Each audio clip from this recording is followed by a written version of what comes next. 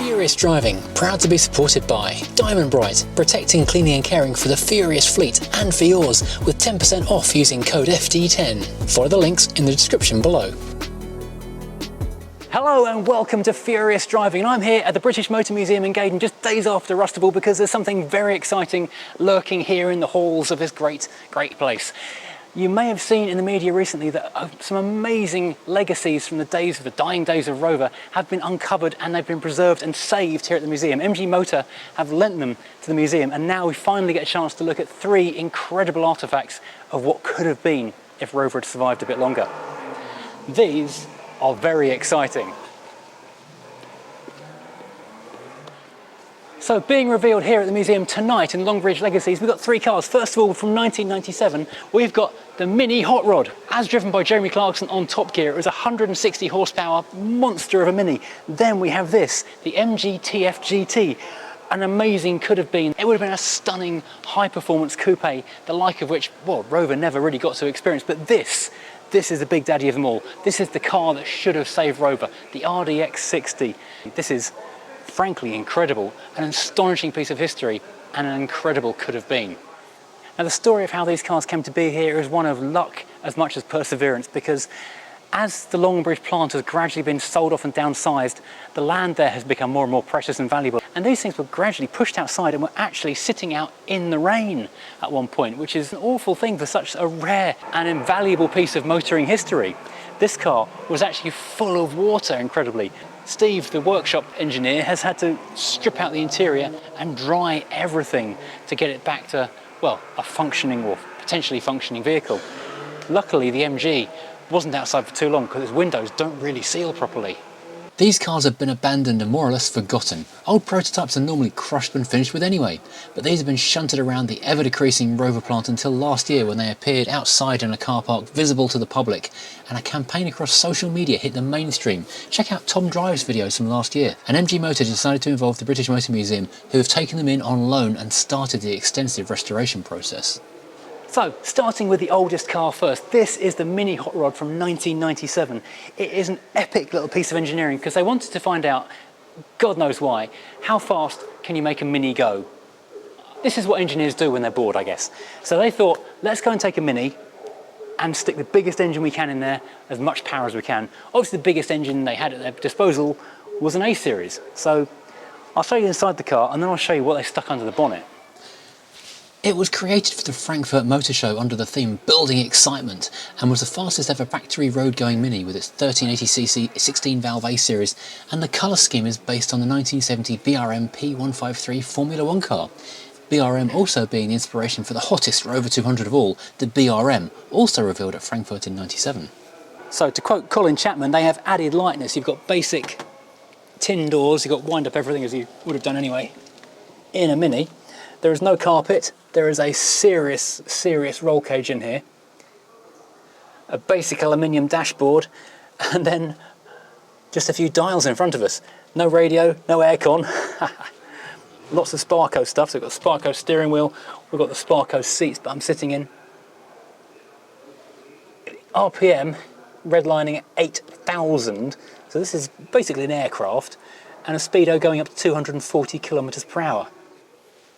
Then, of course, we have a very non-standard Mini pedal box down here with the metal grippy pedals, and then a straight cut gearbox with a little detent to lock you out of reverse. Now, Clarkson did drive this on Top Gear back in the day, and apparently it was terrifying and deafening. Oh, and the rear, I didn't show you the rear, did I?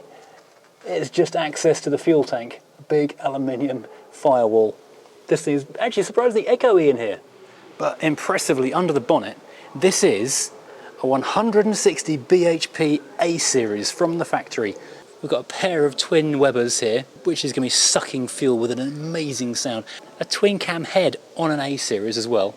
This thing is apparently pushing out 160 bhp, which in something which weighs less than an empty baked bean can would be terrifying, but brilliant. It should run, but someone, while the car was languishing, has stolen the ignition ECU. And because this car is only on loan to the museum and owned by MG Motor, there's a little bit of a problem with working out who's responsible for buying a new one, and it's probably not going to be too cheap. It's not insurmountable, it's just a matter of money, as these things so often are. But this thing could quite easily run again with just the addition of an ECU. Any ECU companies want to sponsor this project and bring an ECU to the party? Then please get in touch with the museum, because I want to see this thing running. I want to ride in this. Now, moving on from the Mini a few more years, we've got this, the MGTF GT. This is an astonishing little coupe, which really is something they should have put into production, but I guess the budget was never quite there to finish it off completely, or the company shut before it was done.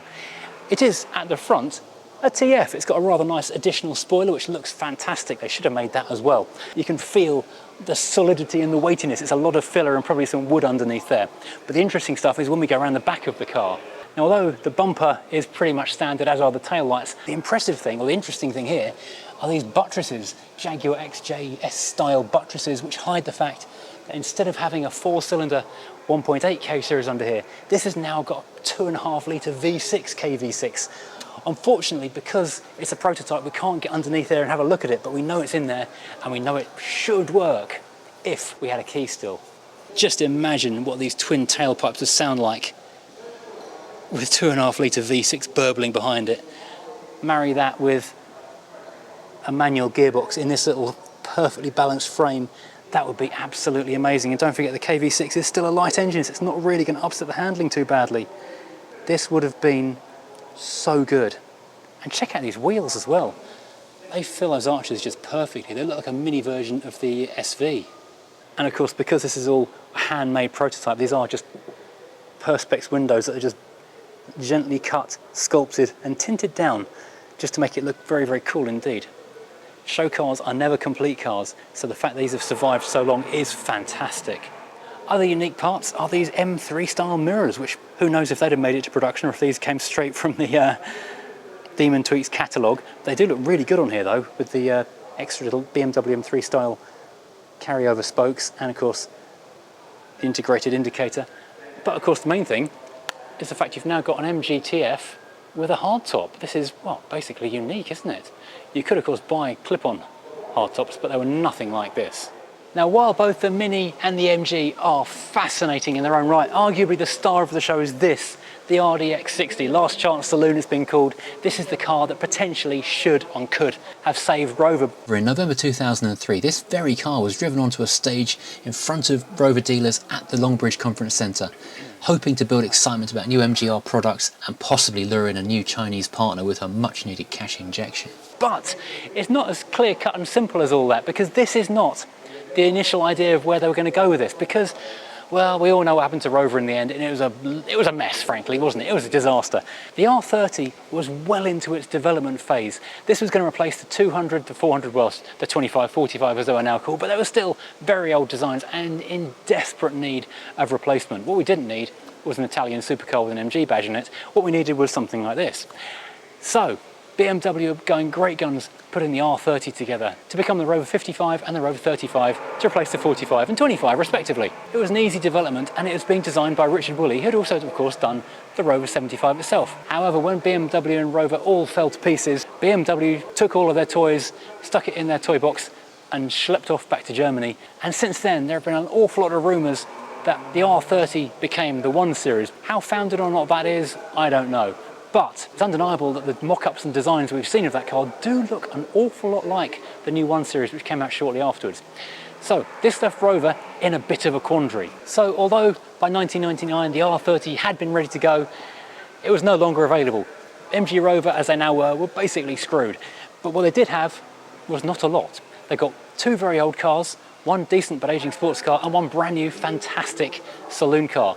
Unfortunately, they also had lost a lot of one of their greatest assets, their designers and engineers, because a lot of them had gone with the sale as well. The Gaydon Design Studio had gone with Land Rover when Ford sold up. So everything was now very much in a hurry. So Peter Stevens was brought in to create something new. And again, they used the Rover 75 platform because it was what they had and it was a good starting point. They didn't change the wheelbase, which is why it's a slightly longer and unusual looking stance for this car.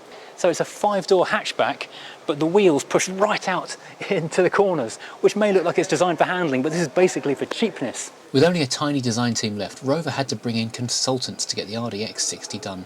They picked TWR, and the engineering got off the ground fast. And by 2003, suppliers were tooling up for 3 and 5 door versions, and the 4-door and touring versions were coming together as well. Now the styling is a little bit unusual. It has very strong elements of Vauxhall in it for some reason. Although there is an awful lot of the later MG ZT look about it, it also has an awful lot of Vauxhall Signum in there. Looking at the design, it's curious. Designers will often offer their intended design with a couple of slightly phoned in options, so their favourite is the clear winner to be picked. But according to insiders, Phoenix 4 member Kevin Howe went with the one that looked a bit like the TCV concept, not the one designer Peter Stevens wanted him to pick. The engineers were surprised, to say the least, when they found out. Now looking down the side of the car, it's very interesting to see the ideas they were pursuing with the shaping for the doors, with this slope out, then straight, then curving in further down. Gets the sculpture into the shape of the car, which reduces noise and makes the panels stronger and vibrate less. Also, these very interesting door handles, which are flush but concave underneath. And also it's interesting, being a prototype, these are only plastic perspex windows, tinted, so you don't have to look too far inside the car because it's got an interior of sorts, but by no means finished. It's also interesting, the idea that they were pursuing this big C-post area with an extra window here at the back, but also, as was becoming a very common theme at the time, this black glass corner, like on the R50 Minis of course, which extends the visual appearance of the rear window going into the side of the car, but in fact it really is just solid metal underneath. And also this roof rail does get very wide down to the back, very interesting back end. And one thing I did notice, these tail lights look almost like they could have come straight from a Cayenne Porsche. Now climbing inside this car is a real treat. Not many people will be allowed to do this, so I am very, very grateful to the museum for letting me do this. And we get to have a proper look around the car, and again, it is quite heavily Vauxhall-ified in here for some reason. It is basically a Rover 75 structure, but completely changed. Steve in the workshop has taken everything apart and rebuilt it. It was soggy as anything down here. These carpets had to be taken out and dried and cleaned. You can still smell though the glue and the fiberglass. This car is not a complete car. These look to me like Rover 75 seat bases, but very different seat architecture up here. Completely different look. It's a nice kind of Alcantara finish, which looks fantastic. Interesting because it is a show car, unfinished. The texturing and the finish is very unusual. This is a proper steering wheel, but the finish on it is quite strange. It's a stippled effect, and it has these little dummy buttons, imagining what might have been on the steering wheel. Also, of course, even though it would have been a Rover 55, it has got the MG Octagon all over it at the moment. So I guess that meant they were thinking that they were going to push the MG and the Rover variants of the car.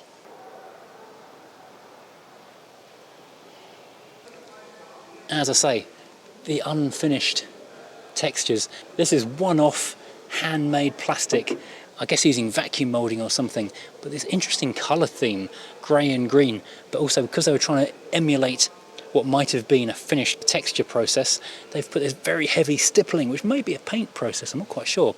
You can see the ideas behind the door handle and the position of the window switches and things.